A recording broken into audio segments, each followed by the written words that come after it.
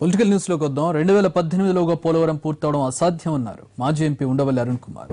YS మరో ఏడాది బతికుంటే 2011 నాటికి పూర్తయ్యేదన్నారు. పోలవరం నిర్మాణంలో కాపర్ డ్యాం కీలకమన్న ఉండవల్లి చంద్రబాబు చెబుతున్నట్లుగా పోలవరం కట్టడం లేదన్నారు.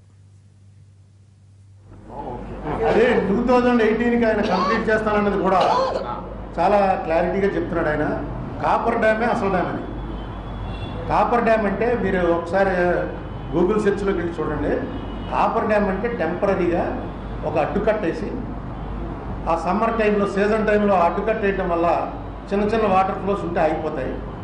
ఎక్కడైతే వీళ్ళు వర్క్ చేస్తున్నారో ఆ వర్క్ చేసే ఏరియాకు నీళ్లు రాకుండా ఉండటం కోసం వేసేదాన్ని కాపర్ డ్యామ్ అంటారు. ఆ కాపర్ డ్యామ్ అనేది మళ్ళీ ఫ్లడ్ రాగానే తీసేస్తారు.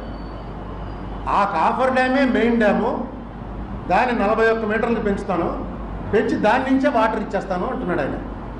అంటే అసలు పోలవరం ప్రాజెక్ట్ కాదు ఆయన కడుతుంది, అక్కడ ఒక ఆనకట్ట కడతాడనమాట. అక్కడ ఒక ఆనకట్ట కట్టి ఆ ఆనకట్ట నుంచి 41 మీటర్లకు ఎందుకు పెంచాలంటే రాజశేఖర రెడ్డి కట్టినటువంటి కాలువల్లోకి వాటర్ వెళ్ళాలంటే కనీసం 41 ఉండాలి. ఆ 41 ఉంటేనే ఆ వాటర్ ఫ్లో వెళ్తుంది. 41 కట్టి గ్రావిటీ మీద వాటర్ ఇచ్చేస్తాను అంటున్నాడు ఆయన. నా 18కి ఇస్తాడేమో. ఇలా కాపర్ డ్యామ్ కట్టో లేకపోతే నేను బకెట్లతో తోడి పోస్తాను. ఇప్పుడు పోయలేదా పట్టిసీమ మోటార్ ఎట్టి తోడాడు ఆయన. రేపు బకెట్లతో తోడతానంటాడు. పోలవరం అన్నది దాని హైటు, దాని వ్యవహారం, దాని రిజర్వాయర్ కెపాసిటీ ఎంత, దానివల్ల వచ్చేటువంటి పవర్ ఎంత వస్తుంది జనరేషను, 960 మెగావాట్స్ పవర్ జనరేషను, ఎన్ని టీఎంసీ స్టోరేజీ, ఎంత డెట్ స్టోరేజీ. అసలు పోలవరం కడితే దాని రూపే, మన స్టేట్ రూపే మారిపోతుంది. ఆయన ఉండుంటే 2011కి అయిపోను.